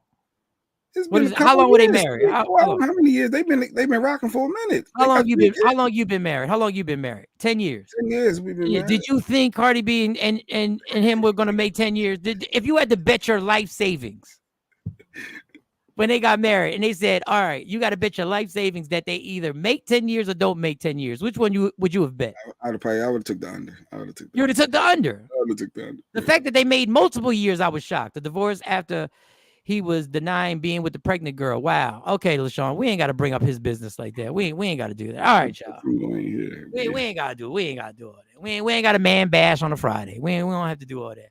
Just remember the meet and greet, August 10th. Takeover Legend meet and greet, the comedy show in Willingboro, New Jersey. Then the Jazz Festival on Sunday. All right, ladies and gentlemen, the man you've been waiting for. Social media has gotten heavy. It's gotten heavy. And being a part of social media, you see there are certain people. Amanda Seales is catching hell right now. Okay. Amanda Seales is catching hell. There's some people looking at Amanda like, shut up. Like, slow. And I like Amanda Seales. I like a lot of stuff she says. But when you put your opinion on social media constantly, every day, people are now going for her neck. This man has been on social media, and a lot of his opinions aren't popular. Can't say if they're right or wrong. Just saying there's a certain amount of people who aren't with what he's saying. And I told y'all, you cannot be a proponent of freedom of speech only when somebody says something you agree with. So if we're going to say Fox News is nothing but propaganda, and we're going to say CNN is nothing but propaganda, then we can't do the same thing they do by just spreading our own views and opinions. We had the financial rebel on. Yeah, the financial rebel on. And he went hard. He went in. He was very knowledgeable. He dropped a lot of jewels. But I think we have an opposing view now. We may have an opposing view, but I'm telling you, I'm not just going to put people on here that just say things that make everybody feel good. We got to give everybody the platform. So, ladies and gentlemen, straight from, I've been friends with him for years upon years upon years. Years and years. Radio, comedy, the whole nine. Business Bully has entered the building. Yes, Business Bully has entered the building. He's here. What up? He's here. All right, y'all first can of all, hear me all right? We can hear you. First of all, let's get an update. How you been? How's everything been going? We ain't talked in a long time on this platform. So how's everything been going? Hey, man. Good morning. Listen, I couldn't be any better if I had your hands, bro. If I had your hands, I cut mine off. But other than that, I'm beautiful. No complaints.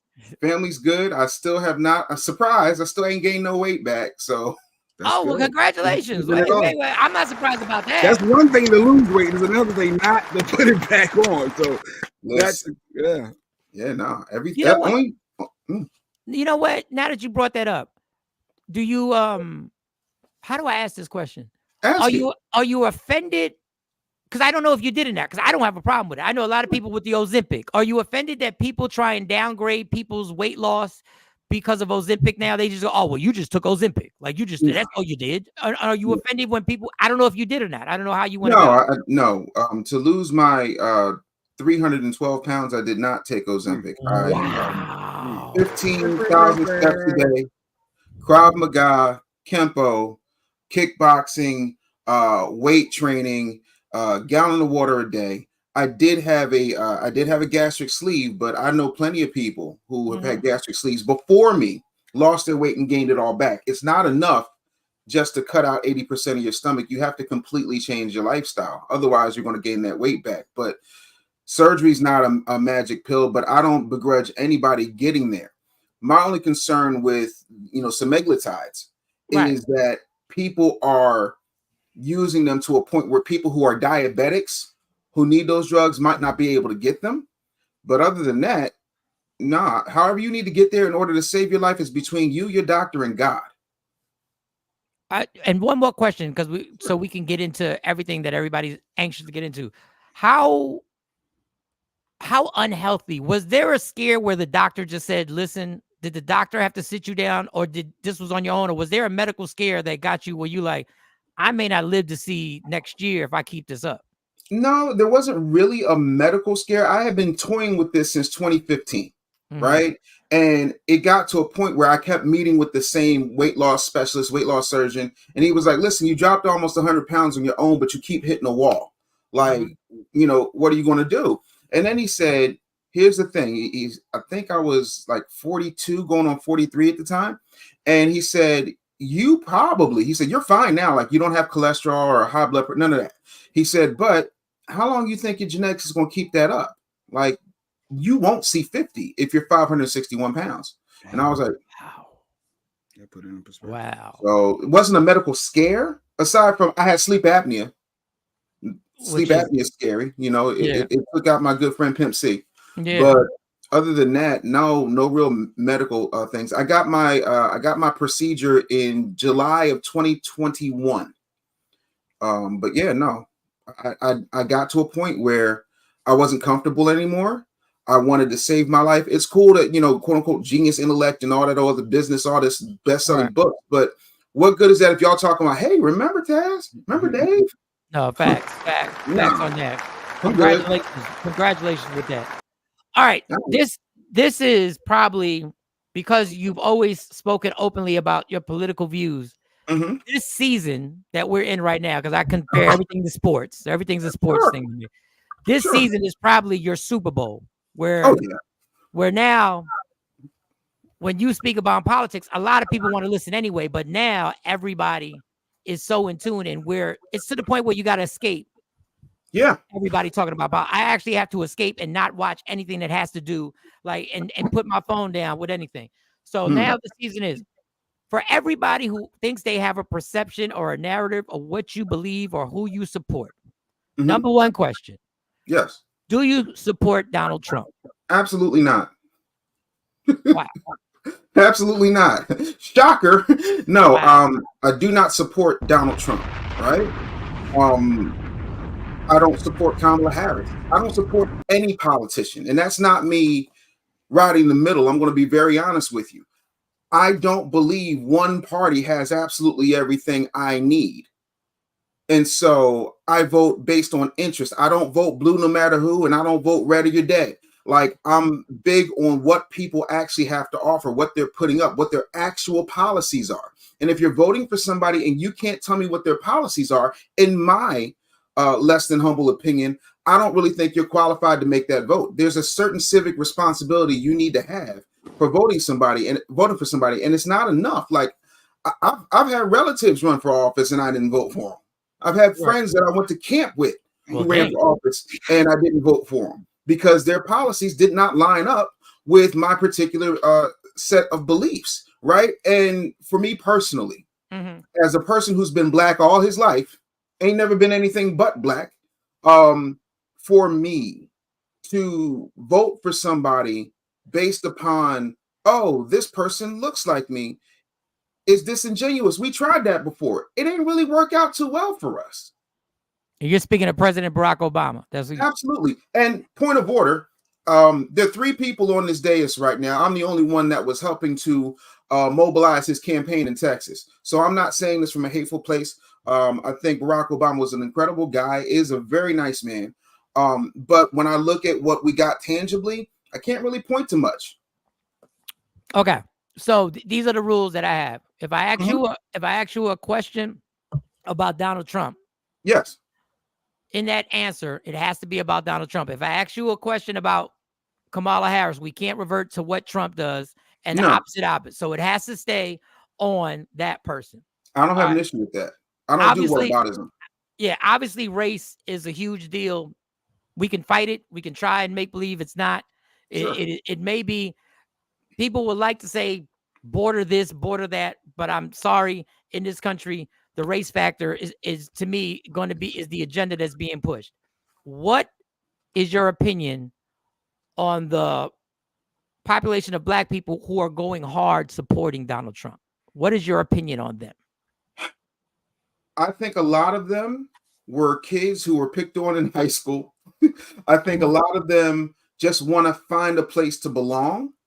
I do think a percentage of them are voting based on what we do versus what we say, right? Black people traditionally operate conservatively, but have been convinced because of LBJ, who was forced in order to keep this country together and forced in order to not have a bunch of riots, to sign the Civil Rights Bill. He actually told Martin Luther King, yeah, I'm going to sign your bill, but you're going to have to hold me to it. He also said he was going to have folks voting Democrat for 200 years. So people who support Donald Trump some of them are fans. Some of them just want to belong. Some of them want certain change. And some of them, from a financial perspective, want what we had from 2017 up until the end of 2019, right before the COVID situation happened. So how dangerous do you think Mm-hmm.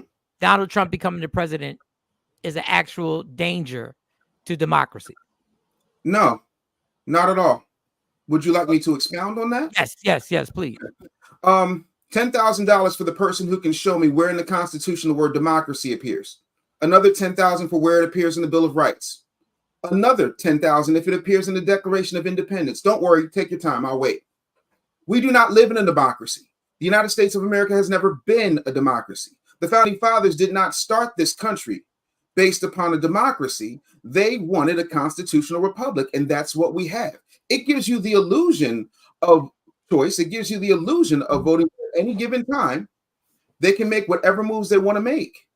And that's the difference. You've never lived in a democracy. A democracy means majority rules. If we lived in a democracy, then in 2000, we would have President Gore. In 2016, we would have had President Hillary Clinton. And we didn't, because we do not live in a democracy. We have democratic things that happen on a state and local level. But as a country, which is more corporation than country, this is not a democracy, and it never has been. Do you believe then that Donald Trump is a danger to the Constitution? No.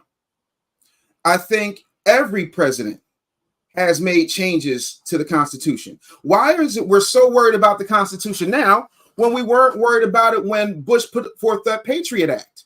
And the Patriot Act still has not been lifted. It is basically adjusted, shredded, remixed, smacked up, flipped, and rubbed down the Constitution and the Bill of Rights. You're right, the privacy is a joke. There's a reason that you have people in the Silicon Valley, as a person that, you know, is a tech entrepreneur, I can tell you, who looks at somebody like Zucks, who tapes his who tapes over his cameras, disables microphones, you know, won't let his kids be on social media. Like, there has to be some type of level of reasoning when you realize that you're already being watched, you're already being spied on. And then on top of that, we signed over those freedoms and everything. If there's a movie with Will Smith and Gene Hackman called Enemy of the State. Yeah. In 1998, you and I were doing mornings in Philly in 1998. That's how far back we're talking. In 1998, everything in that movie sounded like fiction. And now everything in that movie sounds old. Yep. And everybody was like, "Oh, that could never happen. Oh my God, that's incredible. That would never happen. You guys are conspiracy theorists," which wasn't a word that came out until after Kennedy got assassinated. So absolutely, yeah. No, when we talk about our freedoms and the danger to the Constitution is a living, breathing document, and it's meant to be amended and changed. And my whole thing is, if we're being fair and honest, and I only want to talk about Donald Trump because I don't practice whataboutism, if he was going to do so much damage, why didn't he do it when he had 4 years? Like, if you're already in there, that's like you rip a show, Mike, right? At the end of the show, the most beautiful woman you've ever seen comes up to you, says, "Hey, let's go back to my place and do what grown folks do." And instead of doing that, you say, "You know what? I'll see you in 4 years." So with that being said, what would you say to people say he did get Supreme Justices in there and he promised that he was going to overturn Roe versus Wade, and he did. He did. So do you think people are scared now of what else he could overturn if he became president? Okay, so let's talk about this from an actual standpoint. We still have a constitution that's in place. We still have checks and balances. The other part of that is Obama, and I'm only bringing this up because we're talking about the Supreme Court. Obama had an opportunity to put a justice in there, and he punted. He left that to the next administration. Well, he met resistance and he didn't fight back. He met resistance and they blocked it.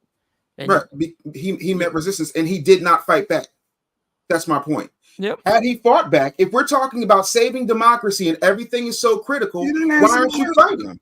I'm sorry. You just pivoted, didn't answer his question. No, he said, go ahead. No, I'm about to get there. I was just stating a point. Okay.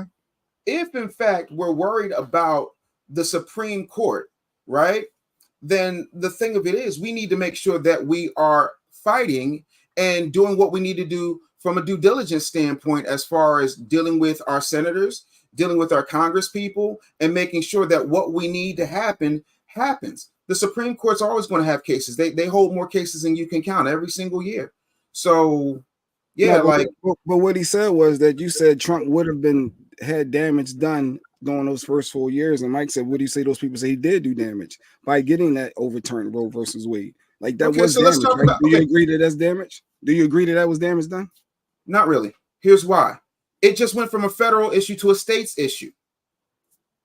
That's it. Well, people are going to push back because we know the states that were going to take the rights away from women once they got the opportunity.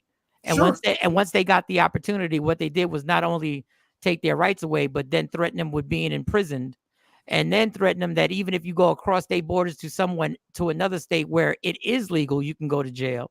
Sure. So what they did was, now it may not be a big deal for us because we're not women. What they did was they took away the right for them to choose what they want to do with their own bodies, which has never been done to men. Correct. Now, with that being said, how many women name me a woman who's been in prison for going across state lines to get an abortion? Well, I can also reply to that and say, name me a time when you thought Roe versus Wade was going to be overturned. Oh, I didn't. And my whole thing is until such time as it's completely banned, it's a big deal. No, hold on, let me rock because I need people to understand this. I don't have sons. I have daughters. I'm a real big believer in a woman's right to choose, right? I also think that we need to have stringent laws when it comes to how we procreate and the way that we go about those situations, because it's almost to a point where we act like there are not 39 other types of contraception and that abortion is the only thing that is there, right? Out of 39 possible pieces of contraception, right, there's only 4 that apply to men. And so there's a certain level of responsibility that has to fall on us as adults, regardless of gender, when it comes to that. But I'm a big proponent of protecting women's rights to choose. If it had been me, I would have left it where it was. But even the woman who the case is about, Jane Roe, before she died, said that, you know, she was propagandized and did not really want it to be what it was. She had a bit of an awakening, right? And finally, when it comes to the abortion issue, again, I am pro-choice for everybody who wants to be pro-choice, but I'm also pro-facts. If, in fact, Michael Shawn was to go out here and drive a car, right, inebriated, not, you know, for any particular reason, and he hits a woman and that woman dies, right, that's vehicular manslaughter. If that woman happens to be pregnant, let's say she's pregnant by, I don't know, 6 weeks, he's going to be charged with double vehicular homicide. So when is it killing a baby? When is it not killing a baby? Is it killing a baby when somebody kills a person who's pregnant, or is it only killing or is it killing a baby when they're pregnant and getting an abortion? Like, we got to be careful, because that in and of itself becomes a slippery slope. But it's a woman's right to do whatever she wants to do. But when we go there, we also have to say they're also trying to ban contraceptives in these states. They're also now trying to say if your life's in jeopardy, you can't get an abortion. Well, my point, and I don't want to get stuck on abortion because that's just one aspect, and it's a very big aspect for women. Sure, huge. That white men have decided that they have overturned it. So that goes to my point of Donald Trump has done damage. Okay. My second point now is with Project 25, which he's tried to distance himself, and nobody is that dumb to understand that major people that were in your cabinet, major people, were part of this. And the man who actually led the Heritage Foundation stepped down. Right. Do you believe that Donald Trump, number one, do you believe that Donald Trump didn't know about Project 25, in your opinion? Obviously, this is all your opinion. Sure. Number one, do you think he didn't know about Project 25? Number two, does Project 25 scare you that this could be implemented if he became the president? Okay, so a few things. Number one is Project 2025. 2025. I'm sorry, it's 2025. No, everybody's made that. Yeah. Number two, yeah, he knew about it. He's a politician. Show me a politician that doesn't lie, and I'll show you a planet that doesn't exist.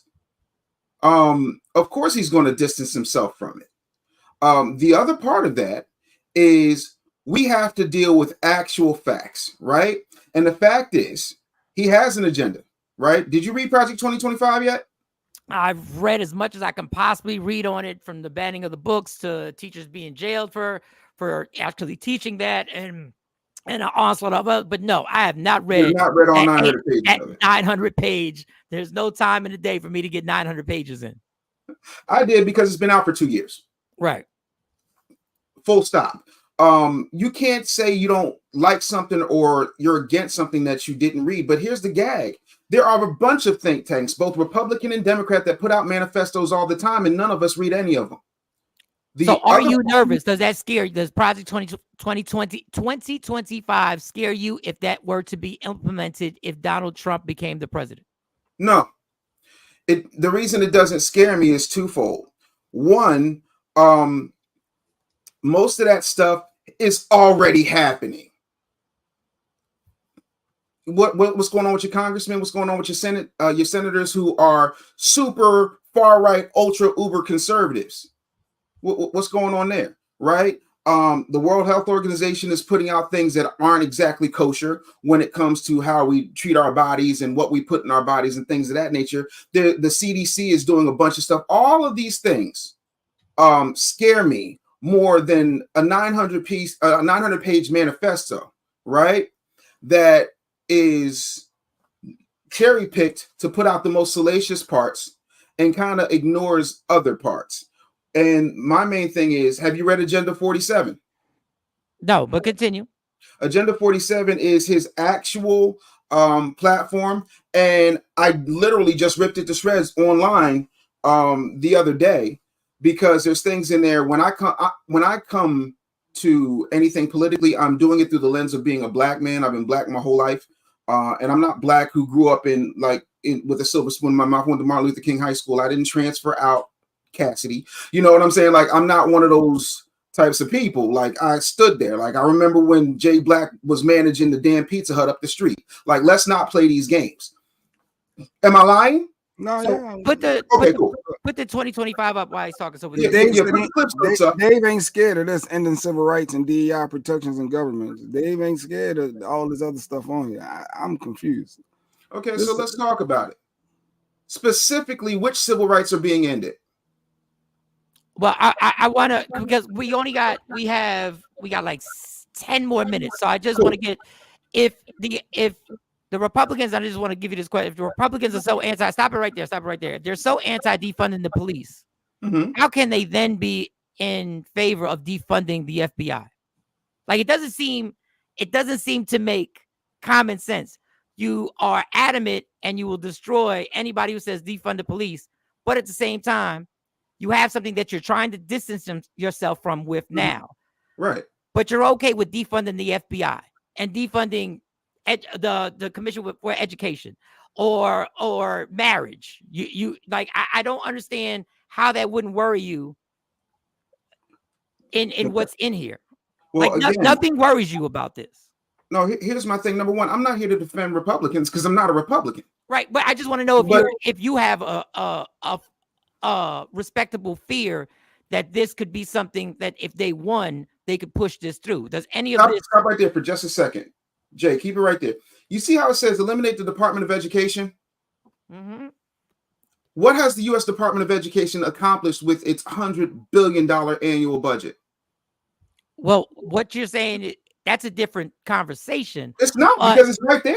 But your conversation would be, how can they improve that department?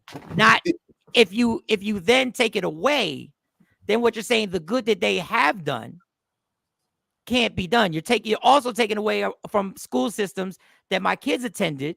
That's a falsehood. Here's what I mean, right? If I, again, as a business person, if I shutter a company, I am going to replace it with something, right?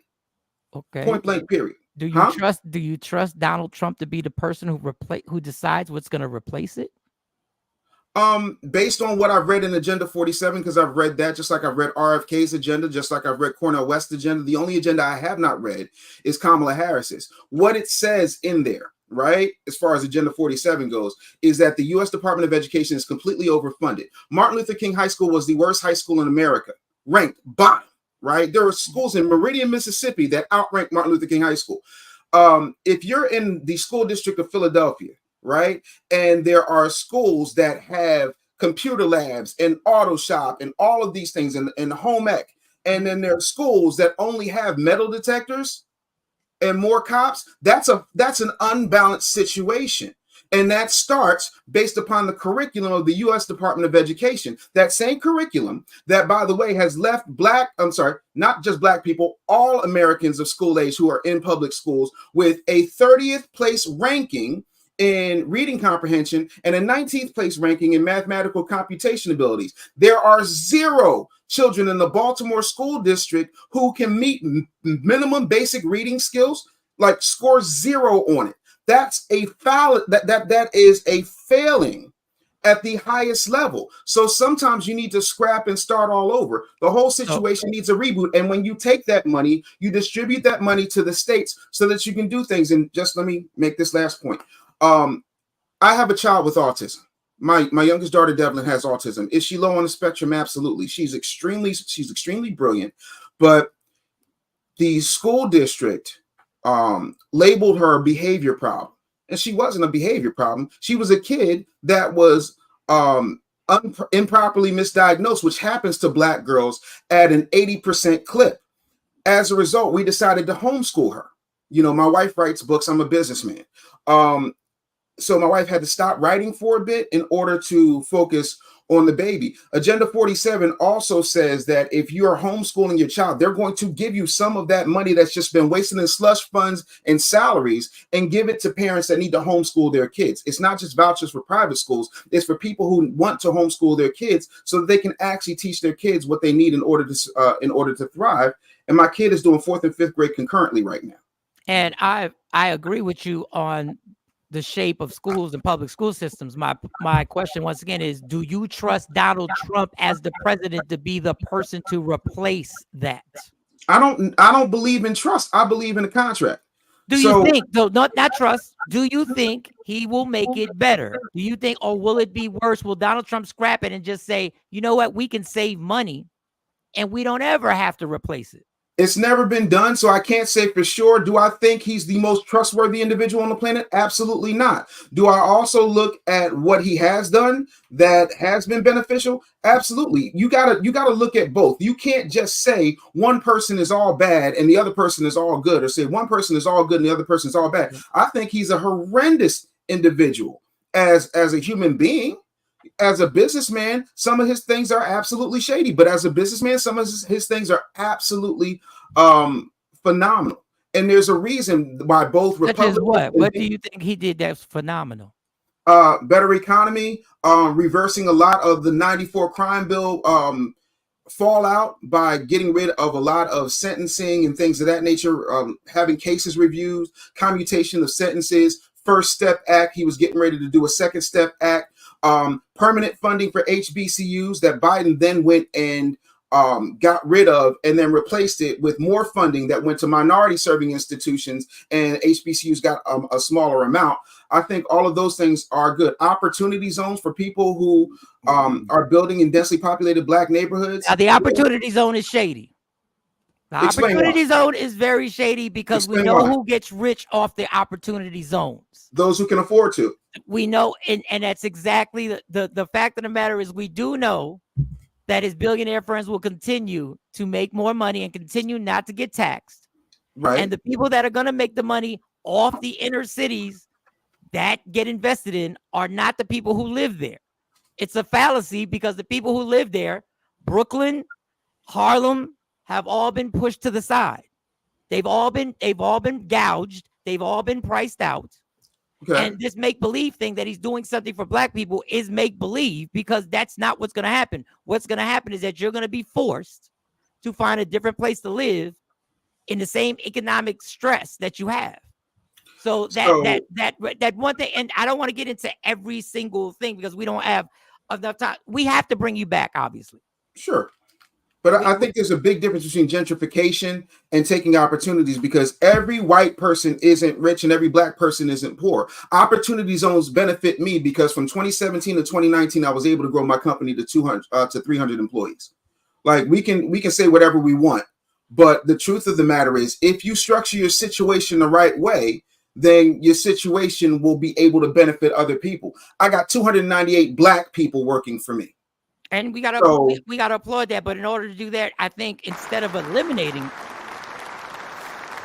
the people running the education system, I think what needs to be done is their feet need to be held to the fire, and we need to be more aware on what we need to do. We've done that, Mike. But the problem is, we've done that, and then we've stopped. Then we've done it. No, because there've been hearings every year. There are hearings that bring the head of the American Federation of Teachers in front of Congress, that bring the head of the U.S. Department of Education under fire, and nothing changes. We got to stop acting like the benign neglect that is taking place in our education system is not by design. The other part of that is this education system was founded by Rockefeller, who said, quote, "I want a nation of workers, not a nation of thinkers." They condition you the same way they condition you in prison, the same way they condition you when you work at a factory. That education system is designed for factory workers. That's why they don't teach you how to balance a checkbook. They don't teach you about your credit. They don't teach you how to function in society. They don't teach you anything about building a business. They just teach you how to get up and work for 40 hours and live for Friday when there's no homework. That is problematic, and it has been for the past 122 years. And I will agree to all of that. I will also agree that if Donald Trump became the president, he would make it worse. Because he would scrap it. Mm-hmm. And literally just say, we're saving money, fend for yourself. And he would then say it's a state problem. And he would then go. What's the alternative? What is the alternative? Because right now we don't have one. Well, that's one thing. But my thing is, to speak on Donald Trump is not the person to put in that situation to conduct that. I agree with you. I've been hard on the Democratic Party. I've been hard on all the government. Right. But I know one thing, for me, if you put that man in charge, things will get worse. What is the alternative? Because what's your earlier thoughts? What's your early thoughts on Kamala? I can't give you any, Jay. And you know me. Name a time I've lied to you. Either of you. Ever. Even if you know I was dead wrong, when have I ever lied to you? Well, you said you're only going to do 10 minits at the comedy show. You said you only going to do. No, I was just wondering if grab his early. You cut my time to somebody in front of me, and then I had to shorten my shit. Yeah, I did. That was on you, not on me. See how I didn't lie? So this is what we're gonna do. But her agenda is coming up. Obviously, they're about to hit the road starting in Philly on Tuesday. So they're about to hit the road and start getting that out. But I just want to know your early, because right now she has a lot of momentum. I didn't know if you had early perspective, early hopes. Here's my early perspective. Here's the thing. I came here absolutely under no false pretense. I am not here to defend the Republican Party. What I am here to do is defend Black people. And Black people are smarter than Megan Thee Stallion. Black people are smarter than a Fat Joe concert. And if it's so critical, like Mike says, and I do believe he's right. You said she was pandering. I saw that comment. Go ahead. I do believe that Mike is right. I do believe that it is critical. I don't think Donald Trump is the best choice in the world. But when you don't put up an agenda, not feelings, not statements, an actual agenda to show people your platform, you're telling people, specifically Black people, because that's who you spend the majority of your time pandering to, that we don't care about facts. We don't care about what you have. And if in fact that's the case, and she said, you know what, I'm just going to run on what we did with Biden because everything was so great then explain to me why that's not up on her website, but she got baby onesies, she got koozies, she got mugs, and all of her donations are coming from ActBlue, right? And ActBlue distributes those donations after a certain point to the states, to the Democratic National Committee. She's not seeing all of that money, so you don't even know 9 times out of 10 where your donation is going. If you don't have an agenda, how can I criticize it? The agenda has been the same agenda that they both keep pushing. Make the billionaires pay their fair share in taxes. I'm not going to go through a whole agenda. The board she doesn't have one, Mike. The board they had a resolution which they said there was a resolution. She has to have one. Well, she does. She does not have one. She had one. It would be posted. The same way, for example, Biden posted his agenda, right? The White House has an agenda. Trump has an agenda. RFK has an agenda. Let's give it to go to the website. Go to the website. There's an agenda. Any politician, bro, I've been doing this a real long time, from Clinton to Obama. Every politician will put their agenda on their website so that it's there for the public's consumption. This is what we'll do. We'll have you back and we'll have the agenda because we don't have enough time to get into all of this. But I appreciate you. We will have her agenda, which she's spoken about over and over, because I almost got sick of hearing the agenda because every speech she starts with to say, I almost know what she was going to say until she veers off halfway. She does halfway through. Well, she explains to what she can in her speaking. So we'll have the agenda for you next week. We'll reschedule this. Today is Friday. We'll do this. We'll get your schedule, and then I'll make the announcement on Tuesday. That'll work. We'll get your schedule, and we'll have the announcement. Her running mate, she had a VP. Yeah, well, it'll be a lot more known by then. It'll be Josh Shapiro, but there's still no agenda. If it's not written, it's just statements. You can't hold me to statements. If that's the case, we would have had universal health care with Clinton, and everybody would have gotten $10,000 off their student loans with Biden. We cannot hold people to their statements as actual political platforms. That's how this works. And to say anything other than that is not only reprehensible, it's absolutely ignorant, and that's what they're counting on. That's why we got Megan Thee Stallion speaking, and I'm sorry, twerking, and Quavo. Of all people, you couldn't get Killer Mike. I mean, listen. I mean, see, that's where you get me. This is where you get me when the lights are on. I know you perform because we know Donald Trump had Hulk Hogan looking ridiculous, and that was stupid too. Hulk Hogan was ridiculous, and Amber Rose was ridiculous, and Kid Rock was ridiculous. It's all pandering, but at least there's an agenda to attack. There's no agenda to even criticize. But this is what I mean. There's priorities, Mike. It's fair game because this is what politics has become. On both sides, this is what it's become. The pandering game has become what it has become. So great to see you, Dave. So that's something we'll discuss more. We'll get her agenda, and we'll see. We'll do. I mean, listen. The fact of the matter is, a dangerous man is running for the presidency. This is all Michael Shawn's opinion. A dangerous man who will make sure we have no allies in this country other than Putin. That's my opinion. A dangerous man who now is upset, who literally, I know how conniving and how ruthless you are when the border that you speak about, that you slam people for not actually doing something about, when they had an intense plan, which your Republican Party agreed with. I know, let's sign it. Which your Republican Party agreed with and was ready to go. You decided to make the phone calls to make sure it didn't go through. Now that danger there. Reprehensible. Again, I have never defended Donald Trump. I am a defender of facts. I am not a Republican, nor do I speak on behalf of Republicans. I'm just not a tree-hugging liberal who's just going to fall for whatever based upon, oh, well, you're supposed to do this because this like to tell me I'm not black if I don't vote for you when you literally went out your way to continue the work of your segregationist mentors. It's asinine to me. And I 100%. I agree. I want to keep going because I'm thinking, all right, I know you got to go, Mike. Because Dave, we're going to come back next week. Yeah, next week. But you got to understand is that, and when we start debating point by point, when it goes to people's agendas and what they, my whole point, I have been frustrated. I sat on this show last year and I said, my worst fear ever is what the first debate is going to be. I have documented evidence. I remember that. I said my worst fear ever is Joe Biden in a debate. And like you, I was ridiculed that I'm not defending him, that I'm not on his side. Because everybody said he was sharp. Remember that? Everybody said he's good. He ready to go, this, that, and third. And then all of a sudden it started switching. So with that being said, I'm also the person who's telling you the only reason this man wants to be the president is to gain immunity. It has nothing. He could care less about any policy. He could care less. He wants immunity because if he doesn't win the election, the walls will cave in. That's and when a person is running for that and is that obvious in your face that the man is ducking felonies that he's been found guilty on. He understands they won't give him a bond because nobody will give him the money for the bond. Nobody will give him the $436 million for the bond. He sees the only way out is to win the election. I don't agree with a lot of things the Democrat. I don't agree with this government and how out of control it really is. But I see somebody who's doing this for one agenda. His agenda, forget everything else, is to gain immunity. And when the man can't answer a simple question like, do you still want to give the police immunity? And then he backpedals and goes, well, this looks bad. Duh. It's been looking bad for hundreds of years.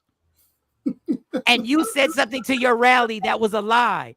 You don't even believe in giving well, I shouldn't say that. He does believe in giving industries immunity. He would love to give non-regulated businesses and corporations immunity. He would love to get them to run wild across this country. But I'm being a hypocrite because I said we got to go and now I'm running my mouth.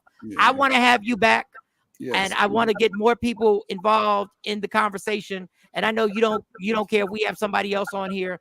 So we want to have and business. The only thing I want to say is go back and watch this show and tell me where I lied. When you said Martin Luther King High School, they gave me my high school diploma, wasn't a good school, basically. That's when you lied. Bro, they brought Joe Clark in. I got Joe my Clark, diploma. who Lean On Me is based on, and he said, "No, I can't help you." That's a fact. Came at our high school like that. Coco went there too. We all Martin Luther King High School graduates around here. Coco says, does it really matter anymore? It's the same shit every 4 years. All we can do is have people who went to King talking about it. Shut up, Coco. Business Bully. That is his Instagram handle right now right there at the Business Bully. If you want to go see more of what he speaks on and his views and opinions on not just politics, but on a host of different things, make sure you go support that business. Thank you a lot for stopping by, and we'll have you on next week. So we'll get in touch this weekend. We'll set the date, and then we'll get the promotion popping. Absolutely. I'm about to go live on IG. I'll check y'all later. All right, big shout to my man Business Bully, ladies and gentlemen. Where's my round of applause? Where's my damn? There it is. All right, there we go. What was that? You held his feet to the fire a little bit. Oh, I mean, you got to understand this. On both sides. On both sides. But you got to go. We'll be all day. Point for point. Everybody's going to say this, and then you're going to say this, and then you're going to say this, and then you're going to say that. This is a relationship between these two parties that can never be healed. If they could, they should get a divorce and never interact with each other ever again. They should never interact ever. But unfortunately, our political process is that they have to interact. And until we get somebody who could bring these people together, I don't know what to say, y'all. But we'll get back to it. Don't forget, we're back on it Tuesday morning. I made a mistake yesterday. I said Tuesday. Tuesday morning, we're back at it. I'm on with Jonesy Monday morning on 94.7 The Block. Get that Odyssey app and check it out. RG Parker says, blessed weekend, everyone. Have a great day on purpose. Love y'all. And yes, we are now. Well, we're 8 days away because we're going to meet on Saturday. So we will get it popping Saturday, the meet and greet, Takeover Legend meet and greet. August 10th, we got the comedy show, and then we got the Jazz Festival on Sunday. Want to be starting something. I don't know where this is going, but I feel like it's going somewhere well. So love me for who I am, not who you want me to be, because I can. Woke Up Inspired. Go to Woke Up Inspired, the website. They got the Vice President Kamala Harris. They got the T-shirts. They got other T-shirts on there, Takeover Legend T-shirts. But go get those and represent. Love me for who I am, not who you want me to be, because I can never be that, and understand there's only one thing in life that's guaranteed. It will end. So enjoy every minute, every second. You fight for everything in life. Fight for your happiness. Never let anything or any situation take it from you. So I stole this from somebody. Go be great. Go be great, y'all. We'll see y'all on Tuesday. We are gone. Michael Shawn and the Takeover Legend, where the truth hurts, but also makes you laugh. Baby, tap in.